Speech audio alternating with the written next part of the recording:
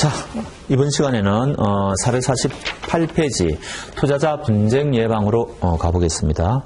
근데 이게 좀 체제가 조금 이상하게 되어 있습니다. 여러분들 어디를 보시는 거니까 제일 앞에 자격시험 안내 거기 보시면은 어떻게 되어 있죠? 2과목에 보시면은 이렇게 되어 있죠. 투자 권유와 그 다음에 지금 우리가 공부하고 있는 투자자 분쟁 예방 이렇게 되어 있거든요. 그 다음에 투자 권유 사례 분석 이렇게 되어 있죠. 투자 권유 사례 분석은 이거 재무 설계예요. 투자 권유 사례 분석. 지금 이렇게 돼가지고 요거 10문제, 요거 5문제 이렇게 이제 제일 앞부분에는 이렇게 돼 있는데 우리 책의 편제는 지금 어떻게 돼 있는 거니까 447페이지 보면은 투자자 분쟁 예방 요거 따로 이제 요거 있고 그 다음에 쭉 뒤에 넘겨가 보시면은 485페이지에 가 보면은 투자 권유와 투자 권유 사례 분석 요렇게 돼 있어요. 요렇게 지금 돼 있다고요. 요렇게 책의 편제는 희한하게 돼 있죠. 그래서 요거는 제가 가르쳐요. 요거는 이제 제가 강의하고 요거는 이제 다른 분이 강의할 겁니다. 그래서 하여튼 요 투자자 분쟁 예방은 이제 제가 강의하는데 지금 편제는 우리 나중에 객관식 문제는 할 수 없이 이렇게 만들어 놨어요. 이렇게 이제 돼 있으니까. 그래서 요거 5문제 출제되고 요거 5문제 출제되는데 지금 제가 강의하고 있는 요 부분은 지금 이제 요 부분이다. 이렇게 아시면 되는 거죠. 그리고 이 과목 중에서 이게 2과목입니까? 제일 쉬워요. 투자자 분쟁 예방이 양도 제일 적고 근데 문제는 물경 5문제 이 5문제가 합해서 10문제니까 이게 물경 5문제 나오니까 굉장히 편합니다. 이거 뭐 여러분들이 4문제 맞춰도 안 돼요. 이거는 5문제 다 맞춰야 됩니다. 이거는. 자, 가보시죠. 자, 그 다음에 448페이지. 이게 이제 워낙 5문제를 낸다고 하니까 이게 사실 5문제가 안 나와요. 이 문제를 구성해보면.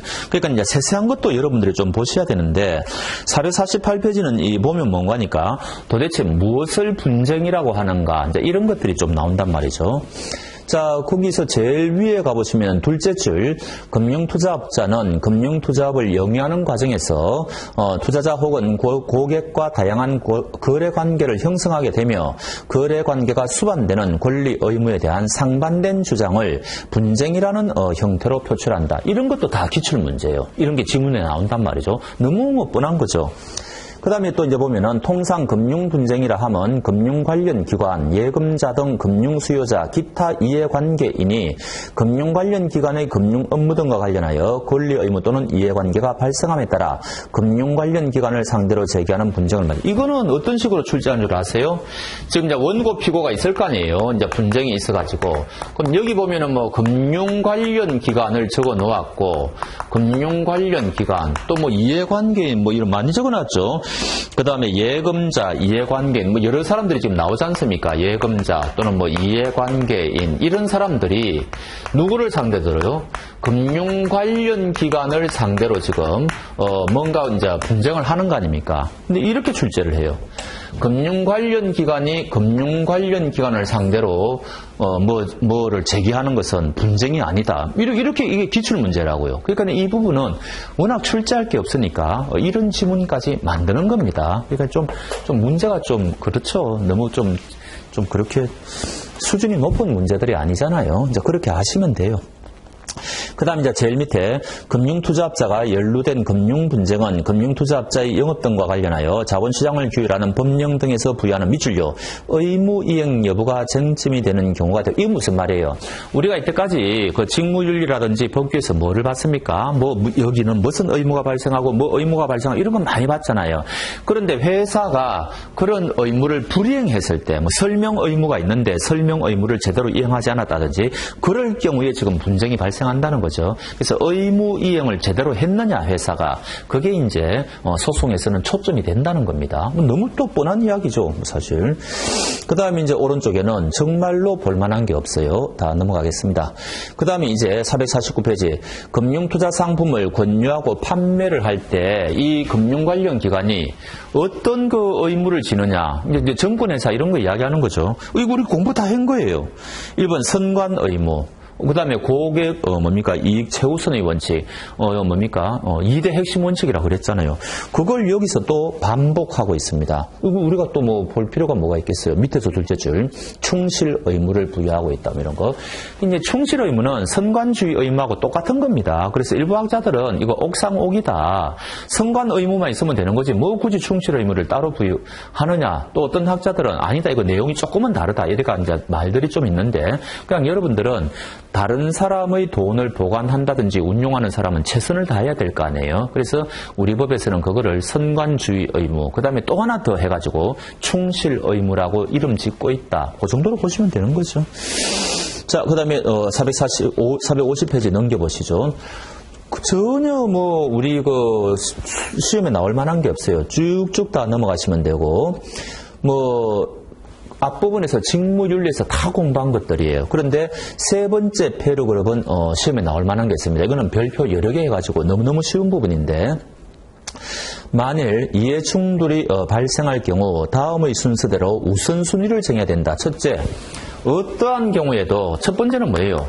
고객의 이익하고 회사의 이익이 충돌했다든지 회사 임직원의 이익하고 충돌된다든지 등등 할 때는 누구 이익을 우선시해야 되겠어요? 당연히 고객의 이익을 우선시해야 되겠죠. 근데 이런 것들은 거의 매번 출제가 돼요. 너무너무 쉬운 부분이죠. 그게 첫째 이야기죠. 어떠한 경우에도 고객의 이익은 회사의 주주도 나왔네요.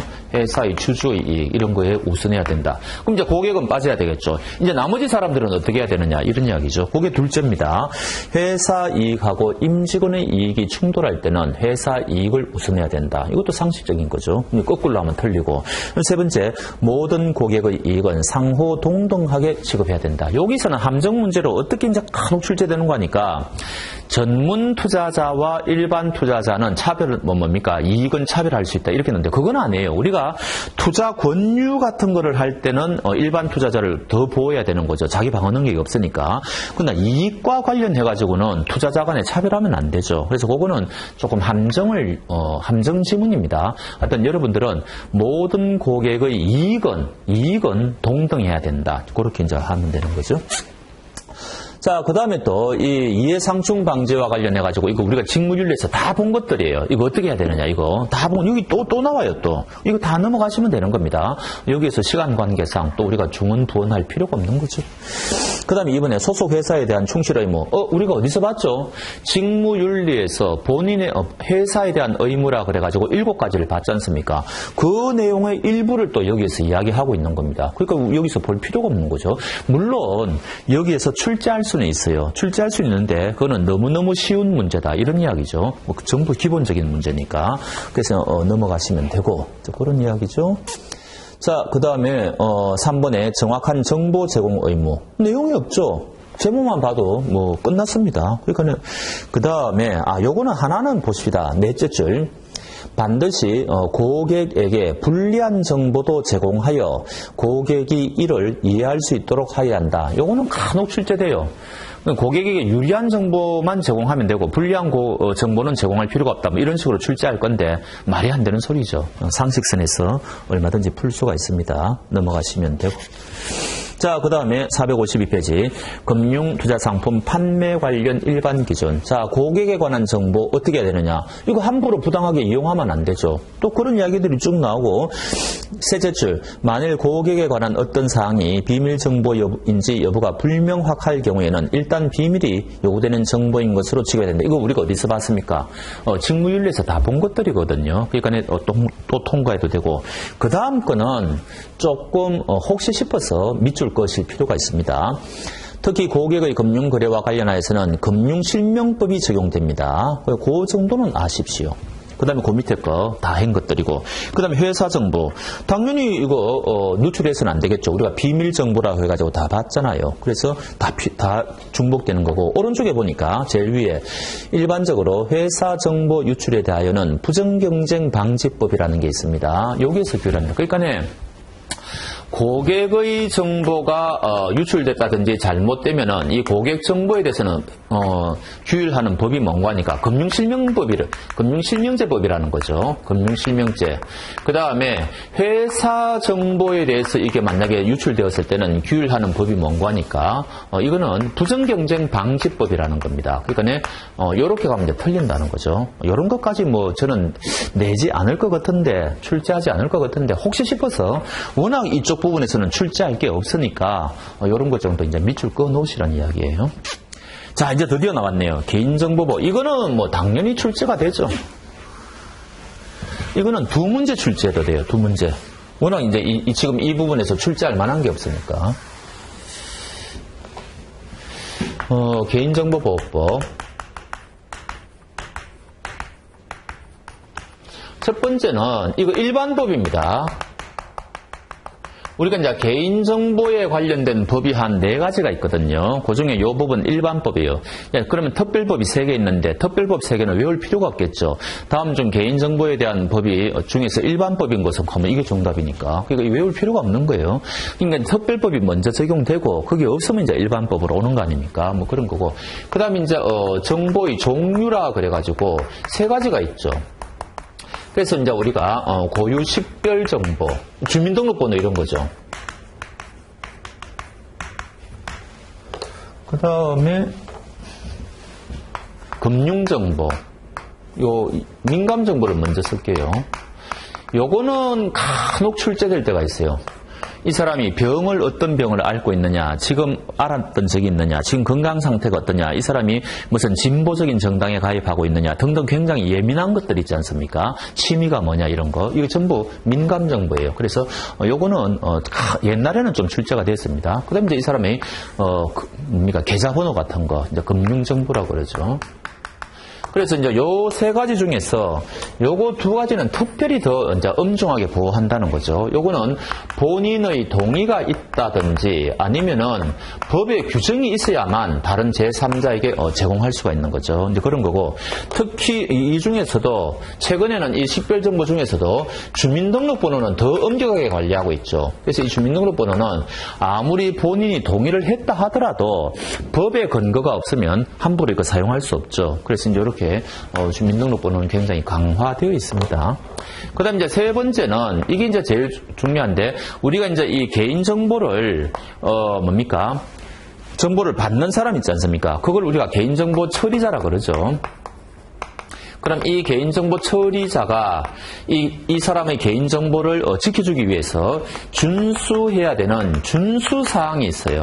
근데 이게 이제 굉장히 많은데 그 중에 한 3가지 정도만 여러분들이 유의하시면 되고 굉장히 쉬운 부분입니다. 그래서 이게 아주 이제 시험에 또 보고다, 이렇게 생각하시면 되죠. 그럼 마지막으로 4번째는 이제 중간에 조금 더 있는데 4번째는 지금 징벌적 손해배상 제도가 도입되었다 해가지고 이제 한 3가지 정도 또 보실 만한 게 있거든요. 그래서 이것도 물론 중요하죠. 중요합니다. 그래서 어떤 이 개인정보보호법은 우리가 투자자 분쟁 예방에서는 가장 핵심적인 거다, 이렇게 하시면 됩니다. 자, 확인해 보죠. 453페이지 1번의 재정 배경 두 번째 패러그랩, 개인정보보호법은 일반법 동그라미 하시고 관련 특별법이 있을 경우에는 해당 법의 적용이 우선되나 관련 규정이 특별법에 없을 경우에는 개인정보보호법에 따라 처리해야 된다. 그럼 이제 특별법 3가지가 나오죠. 밑줄 거 보시죠. 신용정보법, 금융실명법, 그 다음에 전자금융거래법, 요 3가지입니다. 근데 사실 요 3가지 법은 외울 필요 없다고 그랬죠. 요거 일반법이다. 요거는 이제 무조건 하셔야 되고. 자, 넘겨보시면 개인정보의 개념 및 처리 기본 원칙 해가지고, 자, 거기 보시면은 셋째 줄 고유 식별정보, 주민등록번호, 여권번호, 민감정보, 건강, 진료기록, 병력, 정당가입 같은 거, 금융정보, 신용카드 번호, 통장 계좌번호 뭐 이런 거라는 거죠. 그래서 짝짓기 같은 거. 너무 쉬운 부분이죠, 이거는 사실. 자, 그 다음에 정보 주체, 그 다음에 3번의 개인정보 처리자, 요 나오잖아요. 어떤 이제 개인정보를 받아서 처리하는 사람들.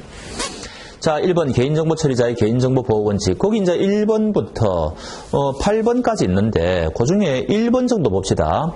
개인정보 처리자는 개인정보의 처리 목적을 명확하게 하고 그 목적에 필요한 범위 내에서. 첫 번째 포인트는 뭐예요? 최소한이죠. 최소한.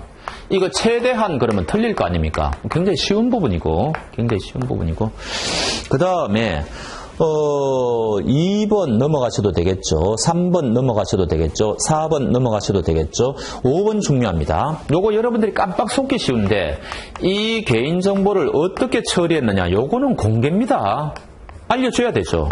하도 우리가 이제 개인정보는 뭐 미공개 이러니까 요거 착각할 수가 있는데 처리와 관련되는 거는 공개해줘야 됩니다. 요거 조금 조심하시고 그 다음에 6번 넘어가셔도 되고 이제 7번이 시험에 제일 많이 나오죠. 뭐 쉬운 건데 익명으로 처리할 수 있으면은 익명으로 처리해줘야 되죠. 그래서 요거 이제 3가지 정도 주로 조심하시면 되고 나머지는 상식선에서 다 풀 수 있다.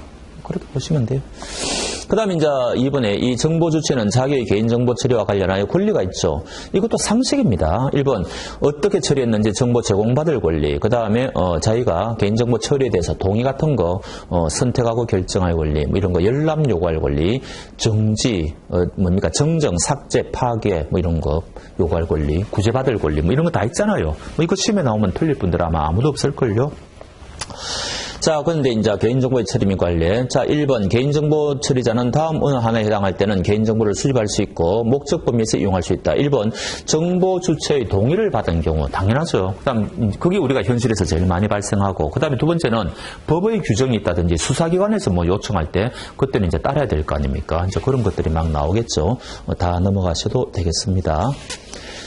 자, 그 다음에 쭉쭉 넘어가셔가지고 6번 밑에 조금 한번 볼까요? 또한 개인정보 처리자는 정보 주체의 동의를 받을 때 개인정보의 수집, 이용 목적, 수집하려는 개인정보의 항목, 개인정보의 보유 및 이용기간, 동의를 요금이 줄요.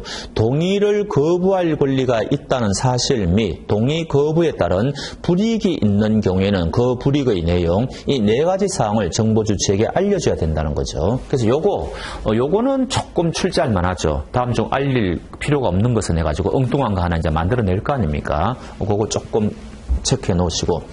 자, 그 다음에 개인정보의 수집 제한, 둘째 줄 필요한 최소한. 그러면은 나중에 이제 법정에서 문제가 되었을 때 이게 최소한인지 아닌지 이게 이제 당사자 간에 이제 이 논란이 될 수가 있지 않습니까? 그럼 이게 최소한이라는 거 이거 누가 입증을 해야 되느냐 이야기죠. 이 개인정보 처리자입니다. 이 개인정보 처리자가 입증을 해야 되니까 불리하죠. 요거 외우셔야 돼요. 요거는 좀 중요하죠. 그래서 이 경우 최소한의 개인정보 수집이라는 입증 책임은 정보 주체가 부담한다 이러면 틀립니다. 개인정보 처리자가 부담한다. 그 정도는 아셔야 되겠죠. 그 다음에 이 개인정보 처리자가 A의 정보를 이 B가 지금 처리하고 있는데 B가 또 C에게 이거를 또 제공한다는 이야기죠. 자, 이때는 또 B가 A에게 일정 사항을 알려줘야 될 거 아닙니까? 그럼 또 어떤 사항을 알려줘야 되느냐? 지금 또 이거를 이야기하고 있는 거죠. 그게 이제 1번에 개인정보를 누가 받느냐? C가 누구냐 이 이야기죠.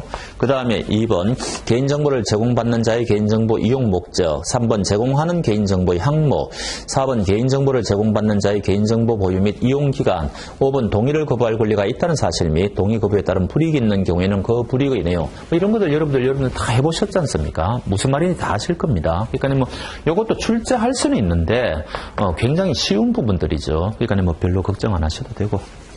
자, 그 다음에 4번에 개인정보의 관리. 자, 첫 번째 그냥 여러분들이 읽어보셔도 되고, 두 번째, 세 번째 보겠습니다. 민감 정보 및 고유 식별 정보. 그러니까 요거는 이제 외우셔야 되죠. 요거 두 가지는 이야기입니다. 요거 두 가지는 정보 주체에게 별도의 동의를 얻거나 법령에서 구체적으로 허용된 경우에 한하여 예외적으로 처리를 허용하도록 엄격하게 제한하고 있다. 요거 출제할 수 있고.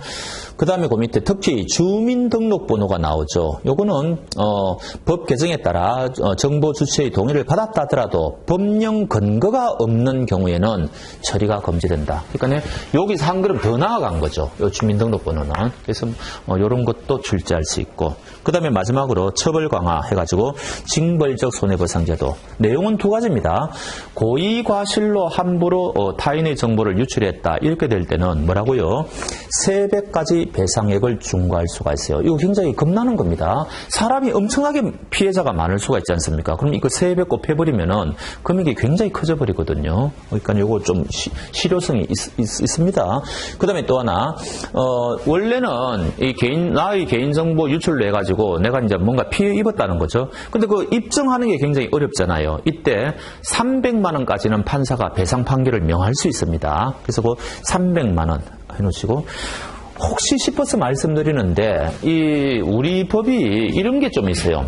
고의가 있고 과실이 있지 않습니까? 그럼 과실에는 심각한 과실은 이제 중과실이라 그러고 일반적인 과실을 우리가 이제 경과실이라 그러죠.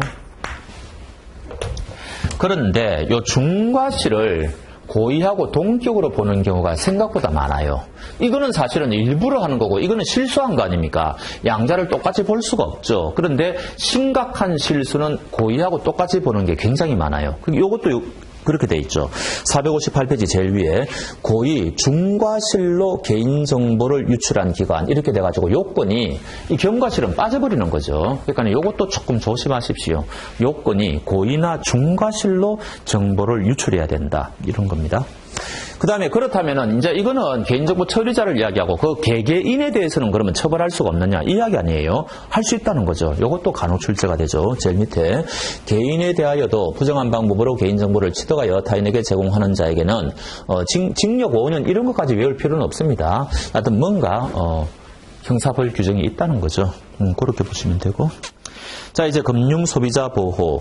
금융소비자의 정의, 이거 또 똑같은 게 나오죠. 나오고, 이번에 금융소비자 보호의 정의. 오른쪽에 보면은 금융소비자 보호의 필요성이 있는데 이게 4가지입니다. 요거는 출제될 거예요. 근데 이게 너무너무 쉬운 이야기죠. 그래서 별표 해가지고 어떻게 보시는 거니까.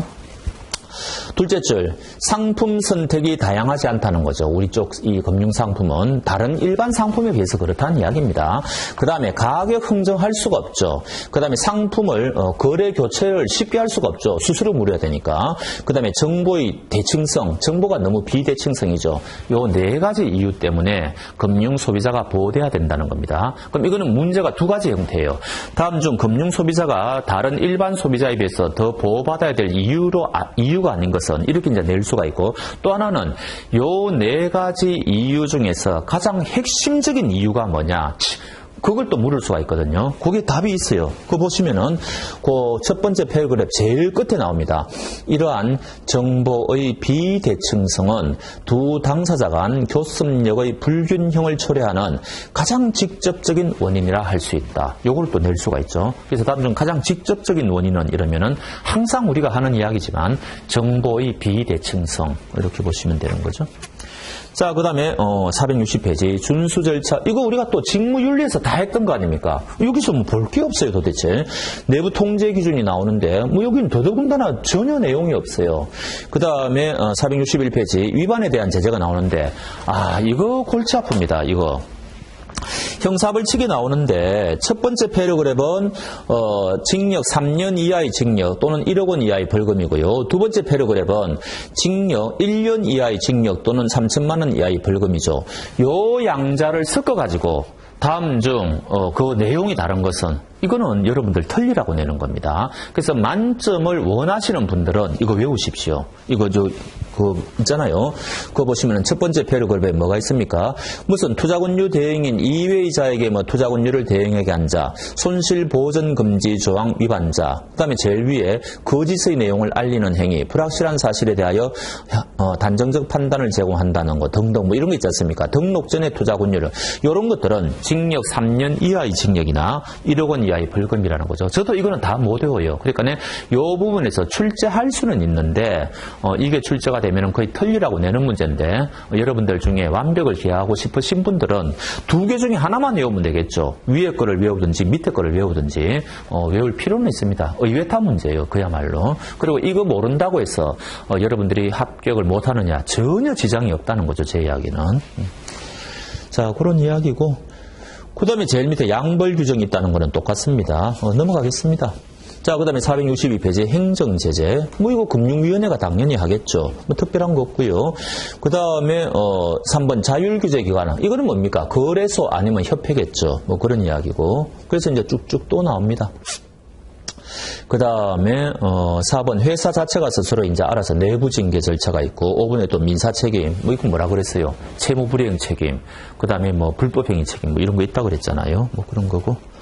자, 이제 분쟁 조정 제도로 왔네요. 여기서 이제 한 문제 나오겠죠. 요거는 이게 참 애매한데 금감원에 이 분쟁 조정 제도가 있거든요. 그래서 금감원에 있고 또 협회가 또 분쟁 조정이 있어요. 그래서 이제 분쟁 조정 위원회라 그러죠.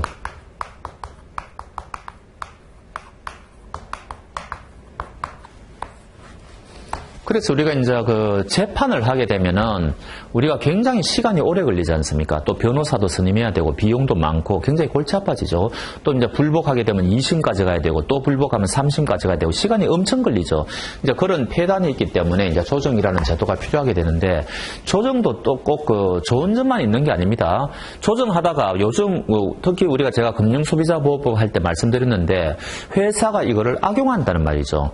조정 중에 회사가 소를 제기해버리면은 조정이 중단되어 버려요. 이제 재판으로 옮겨가야 된다는 거죠. 그래서 그거를 막기 위해서 이제 금융소비자보호법에서는 좀 구제책을 마련했다는 거 아닙니까? 그건 제가 이제 금융소비자보호법 할 때 말씀드렸고. 그래서 이제 어떤 조정으로 가가지고 빨리 결판을 보면은 그건 좋은 거죠. 엄청 좋은 거죠. 근데 이게 이제 결판이 잘 안 되면 괜히 시간만 더 꼴이 되지 않습니까? 그래서 이제 일장일단이 있다 이런 거고. 이 당사자가 이제 조정을 하는데 이 조정안 자체는 이게 아무런 의미가 없어요. 요거를 당사자가 수락해야지 비로소 법적 효력이 발생하는 거예요. 그럼 어떤 법적 효력이 발생하느냐?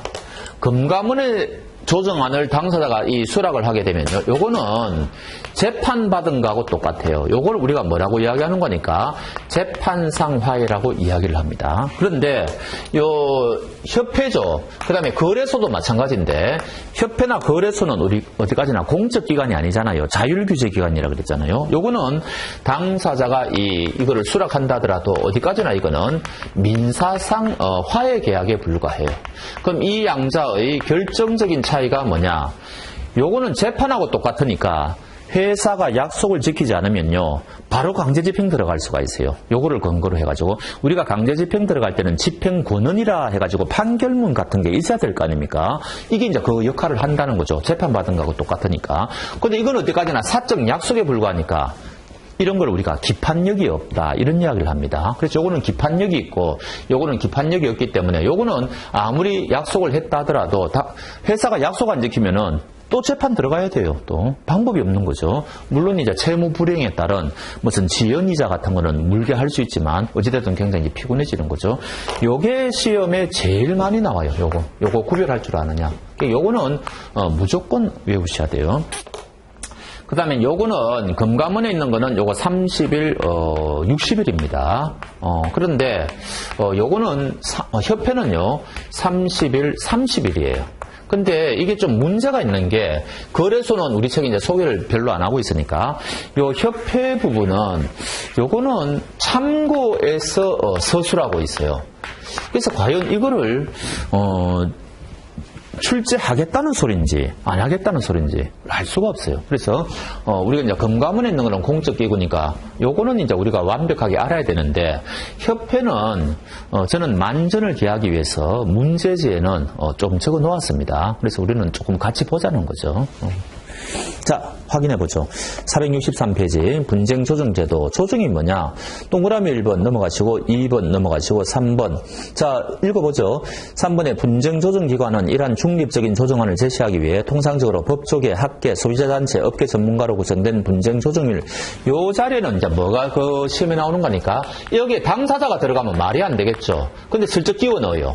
당사자가 여기에 들어가는 것처럼. 그러면 그거 틀렸다는 이야기죠. 그 다음 이제 4번 금감원에 이거 두고 있습니다. 금융감독원 정도는 아셔야 되고, 그 다음 2번에 분쟁조정의 효력. 조정은 법원의 판결과는 달리 그 자체로서는 구속력이 없고 당사자가 이를 수락하는 경우에 한하여 효력을 맺는다. 근데 이게 차이가 있다는 거죠. 금감원은 공적기구니까 재판상, 그 다음 요거는 그냥 민사상. 요거는 요거 모르고 시험장 가시면 안 됩니다. 이건 무조건 아셔야 돼요. 자, 그 다음에 넘겨보시고 분쟁조정제도의 장단점 30일, 60일 나오죠. 이거 우리가 어디선가 봤죠? 옛날에 직무윤리할 때 봤습니다. 금융위원회가 뭔가 조치했을 때 이의하는 거 있었죠. 여기 숫자가 이게 똑같다고 말씀드렸죠. 그 다음에 요거 30일, 요거 30일은 똑같은데 요거는 60일이죠. 요거는 30일입니다. 그러니까 요거 구별하셔야 돼요. 구별하셔야 돼요. 그래서 그 464페이지 조정위원회의 경우 금융감독원장은 분쟁조정의 신청을 받은 날로부터 30일 이내에 당사자 간의 합의가 이루어지지 아니하는 데에는 지체 없이 이를 조정위원회에 회부하여야 한다. 조정위원회는 조정위 회부를 받으면 60일 이내에 이를 심의하여 조정안을 작성하여야 한다. 장점, 단점은 심에 잘 안 나옵니다. 장점, 굉장히 비용 부담이 적다는 거. 그 다음에, 회사 갖고 있는 자료를 그냥 볼 수 있다는 거, 이런 거고. 단점, 오히려 더 지연될 수 있다는 거, 이런 거겠죠. 자, 4번에 감독기관별 주요 분쟁기구 했는데 거기 협회, 금융감독원, 한국거래소 나오죠. 별로 시험에 나올 만한 게 없어요. 그 다음 이제 465페이지 이제 파란색으로 협회의 분쟁조정제도가 나오죠. 기본적인 것만 말씀드리겠습니다. 자, 넘겨보시면은 4번에 466페이지 분쟁조정의 효력 나오고 당사자가 협회 분쟁조정위원회의 조정안을 수락한 경우 민법상 화해계약의 효력을 갖게 된다 말씀드렸고 그 다음에 오른쪽 페이지 합의권고 사실은 이거는 이쪽도 마찬가지인데 여기 이제 없죠. 위원장은요 당사자에게 합의하라고 권고할 수 있습니다. 이때 구두로 할 수가 있어요. 제가 이제 그 자본시장법은 되게 문서에 의해서 움직인다 그랬는데 요거는 이제 구두가 가능하거든요. 그래서 합의권고 분쟁의 원만한 해결을 위하여 당사자가 합의하도록 함이 상당하다고 인정되는 경우 구두 또는 서면으로 합의를 권고함 이런 게 나오죠. 그 다음에 4번 분쟁조정위원회 해부전 처리해가지고 뭐라고요? 둘째 줄에 있죠. 법원의 제소. 회사가 법원에 제소해버리면은 이거 이제 위원회가 더 이상 할 필요 없다는 거죠. 그냥 종결 처리한다. 그래서 회사가 이 제도를 좀 악용하는 그런 경우도 있다. 이제 그거 제가 미리 말씀드렸고. 그 다음에 3번 분쟁조정위원회 해부. 첫 번째 30일, 그 다음 30일이죠. 30일. 그 다음에 여기 이제 협회에는 재조정 신청 제도가 있다고 나오는데 이쪽도 마찬가지예요. 다 있습니다. 우리 책에서 이거 소개를 안 해서 그렇지. 그래서 거기 7번에 보면은 분쟁조정 신청의 당사자는 조정의 결과에 중대한 영향을 미치는 새로운 사실이 나타나다든지 등등등등 했을 때는 재조정 신청할 수 있다. 그런 겁니다. 예, 끝났습니다. 자, 이제 케이스죠. 468페이지 주요 분쟁 사례 분석입니다. 자, 1번에 금융투자상품 관련 분쟁의 특징이라 그래가지고 오른쪽 페이지까지 쭉 있는데 별로 여러분들한테 말씀드릴 건 없어요. 자, 1번, 2번, 3번 읽어는 보겠습니다. 1번 정권거래, 이거는 이제 은행 예금하고 비교해 보시면 그냥 돼요. 정권거래 또는 선물거래는 은행거래, 보험거래 등 다른 금융거래와는 달리 투자 대상의 높은 가격 변동에 따른 고투자 위험, 투자 과정에서의 전문성 필요 등과 같은 내재적인 특성을 갖고 있다.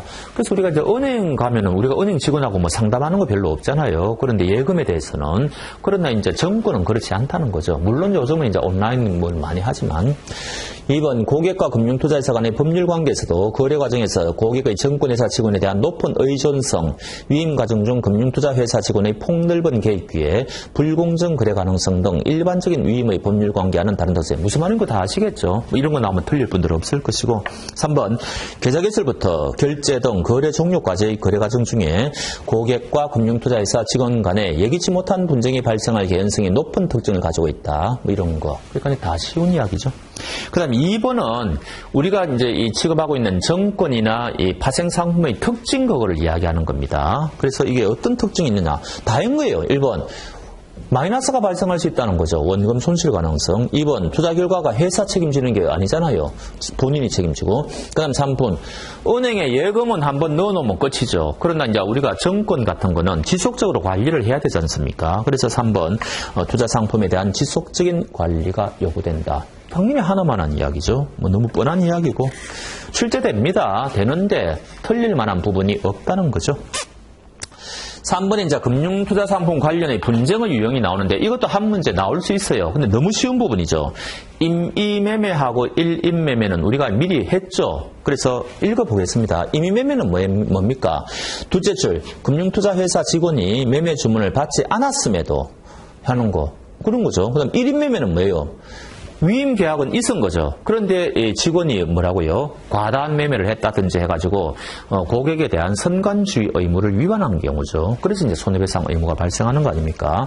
그런 게 나오고, 그다음에 이제 부당 권유하고 불완전 판매가 나오는데, 불완전 판매가 더 넓은 개념이에요. 이 여기 있는 부당 권유는 주로 설명 의무 위반에 좀 국한해가지고 이제 이야기하는 경향이 있고, 그 밑에 불완전 판매는 설명 의무를 포함해가지고 뭐 적합성의 원칙이라든지 뭐 적정성의 원칙이라든지 뭐 여러 가지를 종합 다 있지 않습니까? 그런 거를 다 이제 보는 거예요. 그러니까 그게 그건 거죠. 그래서 부당 권유는 둘째 줄에 끝에 금융투자 상품에 대한 설명 의무 위반이다. 이렇게 감을 잡으시면 됩니다. 그 밑에 이제 불완전 판매는 그런 게 나오죠. 넷째 줄에 적합성의 원칙, 적정성의 원칙, 설명 의무, 손실 보전 약정 금지 등을 종합적으로 고려하여 불법 행위 여부를 어깁니다. 주문은 이게 시험에 나올 게 없죠. 지금 매도라고 주문했는데 매수라고 잘못 처리했다든지, 계좌도 없는데 남편 계좌로 돼 있는데 부인이 그냥 그 주문을 했는데 그냥 회사가 받아줬다든지 뭐 그런 거거든요. 그러니까 이거는 뭐 별로 뭐 시험에 나올 만한 게 없어요. 기타 분쟁도 말할 것도 없고. 그래서 다음은 금융상품 관련 분쟁의 유형이다. 이런 분쟁 유형을 무엇이라고 하느냐? 그러면 정답은 대개 임의매매 아니면 일임매매가 나오게 돼 있죠. 그러니까 뭐 굉장히 또 쉬운 부분이다. 이렇게 보시면 됩니다. 그 다음에 4번에 분쟁 예방 요령도 출제할 수는 있는데 상식이에요. 그래서 오른쪽에 첫째부터 마지막으로 얘가 5채까지 있는데 이거 출제되면 틀릴 분들은 아무도 없을 겁니다. 둘째 한번 보시죠. 과다 1인 매매와 관련하여 고객으로부터 포괄적 1인 매매를 받지 않는 게 최선입니다. 그래서 요거는 포괄적 1인을 받는 게 좋다. 이런 식으로 나오면 틀리는 거죠. 요거 하나만 조심하시면 돼요. 나머지는 뻔한 겁니다. 마지막으로 해가지고 녹취 이런 거 해야 될 거 아닙니까? 자, 이제 정말 마지막인데, 자, 거기 펀드 상품 관련 주요 분쟁 사례가 있는데, 자, 요거는 법원에서 판결한 것도 있고요. 그 다음에 여기, 조정위원회에서 한 것도 있어요. 그럼 요거는 이제 문제가 어떻게 나오는 거니까, 예를 들어가지고, 제일 밑에 그 471페이지 있죠. 여기에 펀드에 가입하였지만 선불한 거래 경험이 없는 고객에게 환해지에 대해 개략적으로만 설명하고, 특성 및 구체적인 위험에 대해 충분히 설명하지 않았다. 어떻게 해야 되느냐. 이런 식이거든요. 그럼 당연히 이거는 설명 의무 위반이니까 회사가 이제 손해배상 의무가 발생하겠죠. 그런 식으로 여러분들이 풀어보면 되기 때문에 이 부분은 굉장히 쉬워요. 출제가 된다 하더라도. 그래서 473페이지 한번 보시죠. 직원이 수익률을 보장하면서 전환용 수익증권의 매입을 권유하고 이후 고객의 동의 없이 그럼 이거 벌써 문제가 있지 않습니까? 손해배상 의무가 발생하는 거죠. 공사채용을 주식형으로 전환하여 손실이 발생했다. 그럼 부담 했다는 거죠. 넘겨보시고 475페이지 불안전 판매 사례. 직원은 고객이 안전추구형 투자자임을 이미 알면서도 직원 자신도 정확하게 파악하지 못한 수익증권을 동고객에게 투자하군요. 말이 안 되는 소리죠. 그럼 벌써 이게 뭔가 문제가 있는 거 아닙니까? 불법행위죠. 수익증권의 수익구조에 대하여 사실과 상이하게 설명. 이거는 뭐 잘못한 게 한두 가지가 아니네요. 그러면 이제 고객의 올바른 투자 판단을 저해한 경우라면 직원이 고객 보호 의무를 저버린 불법행위에 해당한다고. 출제하면 누가 틀리겠어요? 이런 식입니다. 그러니까 이 뒷부분에서 출제를 하면은 그냥 여러분들이 상식선에서 따라가면 돼요. 그나마 476페이지 요거는 이제 별표 하나 하십시오. 주가연계 정권 ELS에 대한 투자 설명서를 교부받았고 설명 들었음을 확인하는 서류에 투자자가 자필로 설명했다. 그러면은 나중에 이제 이게 문제가 된 거예요. 이 사람이 나중에 자신은 사실은 설명 의무를 제대로 이행받지 않았다고 주장하는 거죠. 근데 서류에는 보니까 설명 의무 제대로 받았다고 자필 서명이 돼 있단 말이죠. 그럼 판사는 어떻게 판단해야 될 겁니까? 설명 받았다고 우리가 봐야 될 거 아닙니까? 거기 사인이 돼 있으니까 자기가 사인을 하지 말든지 그 이야기죠. 이거는 굉장히 쉬운 거죠. 그래서 만약에 자기가 설명받았다는 그 안에 자필로 서명했다면 직원은 설명 교부 의무를 이행한 거로 봐야 된다. 이런 거죠. 이것도 여기 상식적인 거죠. 요걸 그나마 이제 조금 더 출제 가능성이 높은 거니까 요 정도 보시면 되고. 그 다음에 478페이지가 제일 중요해요. 이제 요거 하나만 여러분들이 사실 조심하시면 되는데, 이 펀드 매수자가 고령인데 이 사람이 어떤 사람이냐? 투자 경험이 있고 기초자산 구성을 제한한 사실도 있고 손해 발생 여부를, 이거는 무슨 말입니까? 이 사람은 비록 나이는 많지만은 굉장한 전문가라는 이야기죠.